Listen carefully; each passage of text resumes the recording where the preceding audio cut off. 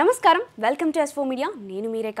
రాహుల్ గాంధీ భారత రాజ్యాంగం పట్ల అలాగే ఎలక్షన్ పట్ల కొన్ని విమర్శలు అయితే చేశారు. దీనికి పోటీగా అడ్వకేట్ ద్వారకానాథ్ గారు కొన్ని ప్రశ్నలు అయితే సంధించారు. దానికి సమాధానాలు వచ్చినాయో లేదో ఆయన మాటల్లోనే అడిగి తెలుసుకుందాం. నమస్కారం సార్, మరి మీకు సమాధానాలు దొరికినాయా? మనం ఇంతకుముందు ఎపిసోడ్లో భావి భారత ప్రధానిగా తనను తాను ప్రకటించుకుంటున్నటువంటి రాహుల్ గాంధీ గారిపై కొన్ని ప్రశ్నలను సంధించడం జరిగింది. దానికి వారు ఏ విధమైనటువంటి స్పందన తెలియజేశారో మనకు తెలియనప్పటికీ ఈ వీడియో విడుదలైన తర్వాత మినిమం 40 నిమిషాల లోపలనే ఈ వీడియో సంగతులన్నీ కూడా వారికి చేరి ఉంటాయనే విషయం నాకు క్లియర్గా తెలుసు. కాంగ్రెస్ ఐటీ సెల్ ద్వారా ఇప్పటికే వెళ్ళిపోయి ఉంటాయి. అయితే ఇందుపై ఆయన స్పందన ఎలా ఉన్నప్పటికీ కూడా ఈ కాంగ్రెస్ అభిమానులైనటువంటి కొందరు వ్యక్తులు ఈ వీడియో చూసిన తర్వాత తమ కామెంట్లో తెలియజేసిన విషయాలకి నేను సమాధానం చెప్పాల్సిన బాధ్యత ఉంది. అందుకని సమాధానం చెప్తున్నాను. వాళ్ళు ఏమంటారంటే నెహ్రూ కుటుంబం దేశం కోసం ఎన్నో త్యాగాలు చేసిందంటారు. ఏం త్యాగాలు చేసిందండి సార్? ఏమండి, నన్ను కామెంట్స్లో ప్రశ్నించిన వాళ్ళు, నన్ను కామెంట్స్లో అత్యంత అసహ్యకరంగా జుగుప్సాకరంగా తిట్టిన వాళ్ళు నెహ్రూ కుటుంబం బానిసలు, సమాధానం చెప్పవలసినటువంటి బాధ్యత మీ అందరికి ఉంది. ఇందిరాగాంధీ గారు దేశం కోసం చనిపోయారు, ఆత్మత్యాగం చేశారు, అది మీ వాదన. ఇందిరాగాంధీ గారిది ఒక విధంగా చెప్పుకోవాలంటే ఆత్మహత్యతో సమానం. ఆవిడేం త్యాగం చేయలేదండి. దేశం కోసం త్యాగం చేసేంతటి మహోన్నతమైనటువంటి వ్యక్తి కూడా కాదు ఆవిడే.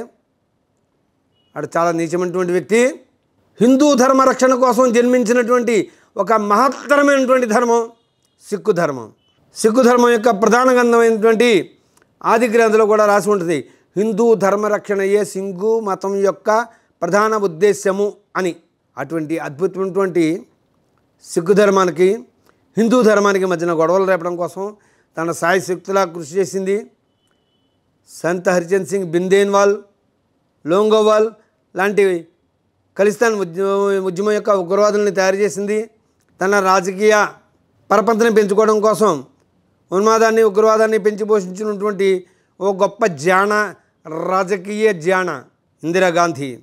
సిక్కులకు అత్యంత పవిత్రమైనటువంటి స్వర్ణ దేవాలయంలోకి ఆపరేషన్ బ్లూ స్టార్ 1 పేరిట భారత సైనికులను పంపి అత్యంత పవిత్రమైనటువంటి ఆ దేవాలయాన్ని రక్తశక్తం చేసినటువంటి ఒక నరహంతకురాలు ఇందిరాగాంధీ. ఆవిడ దేశం కోసం మీరు త్యాగం చేసింది అన్నారు. ఇందుపై ఆగ్రహించినటువంటి కొందరు సిక్కులు, సుక్క యువకులు ఇందిరాగాంధీని అసాసినేట్ చేయడం జరిగింది. అయితే ఇందిరాగాంధీ గారి యొక్క మరణానికి కారణమైన బుల్లెట్ 44 క్యాలిబర్ రివాల్వర్ నుంచి వచ్చిందని, ఆమె శరీరంలో అన్ని మిషన్ గన్ బుల్లెట్లే దిగబడినప్పటికీ కూడా ఆవిడ హృదయం ఆగిపోవడానికి కారణమైన బుల్లెట్ మాత్రం ఒక రివాల్వర్ నుంచి వచ్చిందని, ఆ రివాల్వర్ యొక్క లైసెన్సు హోల్డరు రాజీవ్ గాంధీ గారని అప్పట్లో జనం అనుకునేవారు. అది ఎంతవరకు నిజం మాకు తెలియదు. అయితే ఇది ఇందిరాగాంధీ గారు దేశం కోసం మరణించారని అంటారా మీరు? ఖలిస్తాన్ ఉద్యమాన్ని పెంచి పోషించి బింద్రేమాలే, లోంగోవాల్ లాంటి వాళ్ళందరినీ కూడా రెచ్చగొట్టి దేశ వ్యతిరేకమైనటువంటి ఉగ్రవాద విధానాన్ని వారికి ముప్పిరిగొప్పి చివరకు అదే ఖలిస్తాన్ ఉగ్రవాదులకి చేతుల్లో బలైపోయింది ఆవిడ. అదేవిధంగా రాజీవ్ గాంధీ గారు మనం శ్రీపెరంబదూరులో, ఏమండి కాంగ్రెస్ అంత్యవాదులు మీకు చూపుడు వేలు బొట్టనేలు ఉన్నాయి కదా అని మీ కామెంట్స్లో మీ ఇష్టం వచ్చినట్టు రాశారు. కొద్దిగా వాడండి. ఎల్టీటీఈ వారికి, సిమలీలకు, శ్రీలంక వారికి జరిగినటువంటి వాళ్ళ యొక్క అంతర్గత వ్యవహారం అది. తమిళులకి సిమలీలకి జరిగినటువంటి అంతర్గత వ్యవహారం, ఆ దేశం యొక్క ఆంతరంగిక వ్యవహారంలో వేలుపెట్టి భారతదేశాల నుంచి శాంతి సేన పేరిట కొందరు శాంతి సైనికులను పంపి దాడులు జరిపి అనేక మంది సైనికుల యొక్క, అమాయకులైన పౌరుల యొక్క ఉసురు తీసేసినటువంటి ఇందిరాగాంధీ వారి తల్లిదండ్రుల యొక్క కన్నీళ్లతో కొట్టుకుపోయింది. వారి యొక్క కుమారుడు అదే తప్పని ఈ శాంతి సేన విషయంలో చేసి వారి యొక్క ఉసురు తీసుకుని అతను కూడా ముక్కలు ముక్కలై చనిపోయాడు. ఆశ్చర్యకరమైన విషయం ఏంటంటే మా తాడేపూడి చుట్టుపక్కలే ఈ శాంతిసేన విషయంలో చనిపోయిన వాళ్ళు సుమారు 10 మంది ఉంటారండి. చిక్కం సత్యనారాయణమూర్తి గారని మహనీయుడు, ఆయన మిలిటరీ ఆఫీసర్ చేశారు. వాళ్ళ సోదరుడు చిక్కం రంగనాయకులు గారని ఆయన కూడా మిలిటరీ ఆఫీసర్ చేశారు. వారి కుమారుడు శ్రీహరి, చిక్కం శ్రీహరి నా బాల్య స్నేహితుడు. అతడు శాంతిసేనకు పంపబడి శ్రీలంక పంపబడి ఒక మృత కళేబరంగా తిరిగి వచ్చినప్పుడు ఆ తల్లిదండ్రులు, వారి సోదరులు, వారి సోదరి వాళ్ళంతా కూడా ఆ మృతదేహంపై పడి రోధిస్తున్నటువంటి విషయాన్ని ఈ రోజుకి కూడా నేను మర్చిపోలేకపోతున్నానే. అంతమంది ప్రాణాలు తీసేసి మనకు సంబంధం లేని విషయంలో శాంతిసేనని పంపించి వాళ్ళ చేతిలో చచ్చిపోయాడండి. ఇది త్యాగమా? ఈ దేశం కోసం చేసిన త్యాగం అండి? ఏ దేశం కోసం చేసిన త్యాగం అండి? శ్రీలంక అనే దేశం కోసం చేసిన త్యాగమా? సమాధానం చెప్పండి సార్. కాంగ్రెస్ అంత్యవాదులు పోస్టులు పెట్టారు కదా, కామెంట్లు పెట్టారు కదా, బూతులు తిట్టారు కదా మమ్మల్ని. సమాధానం చెప్పండి. ఏమండి, దేశం కోసం నెహ్రూ కుటుంబం పోరాడిందా? నెహ్రూ గారు ఎంత గొప్ప పోరాడారు మీరు చాలా ఆశ్చర్యపోతారండి. దేశం కోసం ఎంత గొప్పగా నెహ్రూ గారు పోరాడారు సమాజానికి అంతరికి తెలుసు. లేడీ బాటన్ గారితో కానివ్వండి, మిగిలిన వాళ్ళతో కానీ, ఆయన అద్భుతమైనటువంటి రాసలీలలో ఇవన్నీ కూడా సమాజానికి తెలుసు. ఈవేళ సోషల్ మీడియా వచ్చిన తర్వాత ప్రతి ఒక్కళ్ళకి అన్నీ తెలుస్తున్నాయి. పూర్వకాలం అయితే ఈ ప్రింట్ మీడియా, ఎలక్ట్రానిక్ మీడియా ఎప్పటికీ అనుకోండి ఈ దేశ వ్యతిరేకమైనటువంటి వ్యవహారాలు జరిపే వాళ్ళ పట్ల సానుకూల వైఖరి అనిపిస్తూ వాళ్ళు చేసినటువంటి తప్పుల్ని తొక్కిపెట్టేస్తూ తమ్మిని మమ్మిని చేసి మాయ మాటలతోనూ అబద్ధ సంగతులతోనూ కల్లబుల్లు కబుర్లతోనూ సమాజాన్ని మోసపుచ్చే వ్యవహారాన్ని ప్రింట్ మీడియా కానీ ఎలక్ట్రానిక్ మీడియా కానీ ఆ రోజు ఈ రోజు కూడా చేస్తున్నాయి. కాబట్టి ఓ నెహ్రూ గారిని ఒక గొప్ప మహానుభావుడుగాను, దేశం కోసం త్యాగం చేసినటువంటి గొప్ప పురుషుడుగాను చెప్తున్నారు. ఓట్లు చోరీయా? ఓట్ల చోరీ గురించి కాంగ్రెస్ వాళ్ళకి మాట్లాడే అర్హత ఉందంటే 1952 నార్త్ ముంబైలో జరిగినటువంటి ఎన్నికల్లో కన్సుల్కర్ అనే ఒక సామాన్యుడిని భారత రాజ్యాంగ నిర్మాత అంబేద్కర్ మహాశయులపై పోటీ చేయించి 74,333 ఓట్లని రద్దు చేయించి కేవలం 14,561 ఓట్ల తేడాతోటి గట్టెక్కడం జరిగింది. భారత రాజ్యాంగ నిర్మాత అయినటువంటి ప్రపంచ మేధావిగా 10 మందితో కొనియాడబడినటువంటి ఆ మహానుభావుని యొక్క ఓటమికి మీ తాతగారు చేసినటువంటి ఒక చిత్కారపరమైనటువంటి వ్యవహారం ముంబై నార్త్ ఎన్నికలు. తర్వాత బాంద్రా ఉప ఎన్నికల్లో అంబోర్కర్ అనే ఒక వ్యక్తిని ఎన్నికల్లో నిలబెట్టి మరొకసారి ఓట్ల చోరీకి పాల్పడి కాంగ్రెస్ వ్యతిరేక ఓటింగ్ అన్నింటినీ కూడా రద్దు చేసి తీవ్రమైనటువంటి మనస్తాపానికి అంబేద్కర్ మహాశయులు గురయ్యేలాగా చేసింది. ఆ తదుపరి తీవ్రమైనటువంటి మనోవ్యతతో 1956లో ఆ మహనీయుడు పరమపదించడం జరిగింది. ఏమండి, కాంగ్రెస్ వారు చేస్తున్నటువంటి తప్పుల్లో చారిత్రక తప్పుదాలు చాలా ఉన్నాయి. ఈవేళ కాశ్మీర్ ఇష్యూలో పాకిస్తాన్ వారు భారత్ని ముక్కలు చేయాలనే ఆ తలంపుతోటి రకరకాల పన్నాగాలు పన్నుతున్నారండి.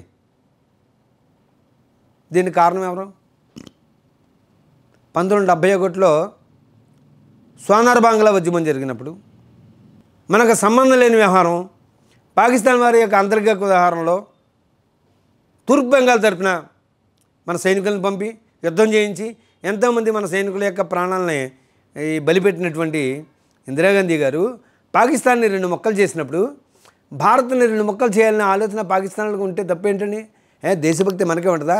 పాకిస్తాన్లో దేశభక్తులు గారా? వాళ్ళ దేశం పట్ల వాళ్ళకి భక్తి ఉండదా? వాళ్ళ దేశాన్ని విడగొట్టారనే బాధ వాళ్ళకు ఉండదా? ఇవాళ దేశంలో ఇంతటి సాంఘికత, ఇంతటి భయంకరమైనటువంటి మత విద్వేషాలకి కారణభూతులు ఎవరండి? ఇందిరాగాంధీ గారు కాదా?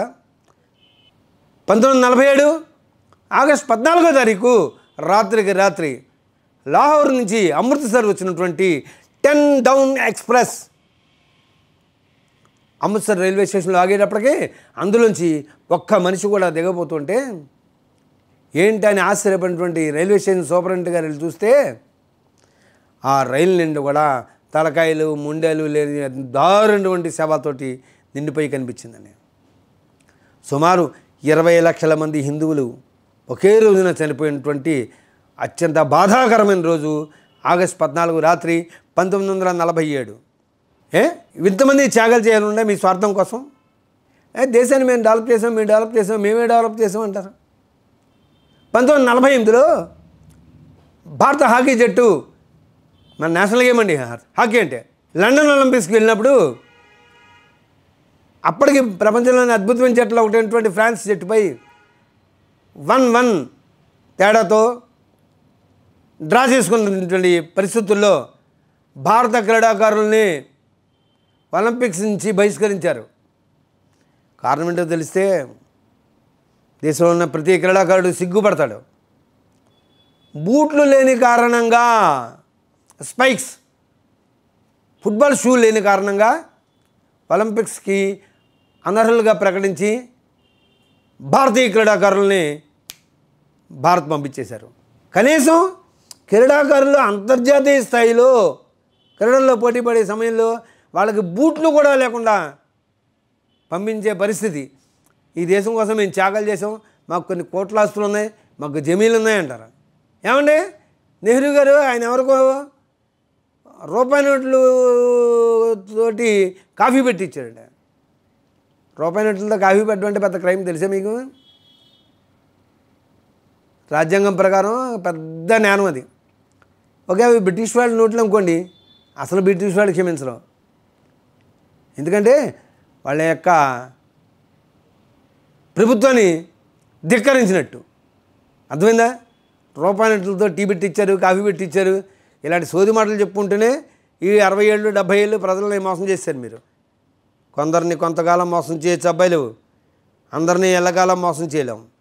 ఏంటి 30 రోజులు జైల్లో ఉన్న వ్యక్తిని చట్ట ప్రకారము ఎన్నికల్లో పోటీ చేయకుండా ఓ చట్టం తీసుకొస్తుంటే, ఒక అద్భుతమైన చట్టాన్ని తీసుకొస్తుంటే ఎందుకనే మీరు గుండెలు బాదుకుంటున్నారు? అంటే మీరు ఏం సమాజానికి సందేశం ఇద్దామని? ఆడు చికెన్ నారాయణ గారు అంటాడు, కమ్యూనిస్ట్ పార్టీ వాడు, ఈ చట్టం చాలా తప్పు, ప్రతిపక్ష పార్టీలోకి అంటే ప్రతిపక్ష పార్టీలో వాళ్ళందరూ దొంగళ్ళు కనాలేసి ఇవ్వడం చెప్తున్నావే ఏంటి నారాయణ? నువ్వు ఆ రాహుల్ గాంధీ గారు ఏంట్రా మీ కామన్ సెన్స్ లేదేంట్రా? నీకు వయసు వచ్చింది, ఇవాళ రేపు భోజనాలు పెట్టేసేలా నువ్వు వంకాయ బట్టని బంగాళ కుర్మాతోటి నారుగా ఏం చేస్తున్నారు మీరు? చట్టాన్ని వ్యతిరేకత. ఏం చట్టం వ్యతిరేకన్నారా మీరు? అంటే 30 రోజులు రిమాండ్లో ఉండి మినిమం 5 ఏళ్ళు 6 ఏళ్ళు కఠిన శిక్ష పడే సెషన్స్ కేసులకు సంబంధించి, అంతకు భయపడి సెక్షన్లు పడే కేసులకు సంబంధించి అలాంటి వ్యక్తులని ఎన్నికల్లో పోటీ చేయకుండా అనర్హులుగా ప్రకటించే చట్టం ఎంత అవసరం? దీనివల్ల మీకు వచ్చిన నష్టం ఏంటి? మీ పార్టీలో అందరూ కన్నాలు వేసి ఉన్నారా ఏంటి? ఇదే చట్టం బీజేపీలో కూడా వస్తుందిగా. బీజేపీ అన్న శిష్టాది గురువా? అందులో నేరస్తులు లేరా? అన్ని పార్టీలో ఉంటారు. ఈ చట్టం అందరికీ వర్తిస్తుంది, అన్ని పార్టీలకి వర్తిస్తుంది. బీజేపీ ఏమి ఎగ్జామ్షన్ ఏం కాదు.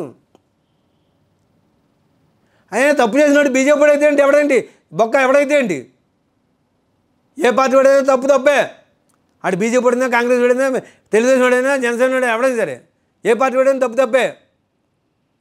జనసేన అతను ఎవరో తెలుగుదేశం అతను దెబ్బతిస్తే ఏదో తప్పు చేస్తే పవన్ కళ్యాణ్ గారు డిప్యూటీ సీఎం గారు వెంటనే యాక్షన్ తీసుకున్నారు. అది మొగోడుతనం అంటే. అలా ఉన్నాడ్రా. అంతేగాని సూపుడేలు బొతనాలు ఉన్నాయి కదా అని తప్పుని ప్రశ్నించే వ్యక్తుల్ని మమ్మల్ని మీ ఇష్టం వచ్చినట్టు తిట్టినంత మాత్రాన మా పోరాటం ఏం ఆగదో. మేము ప్రత్యేకంగా సిద్ధపడి ఇలాంటి ఇంటర్వ్యూలు చేస్తున్నాం. అర్థమైందా? భారత్ మాతా కీ జై.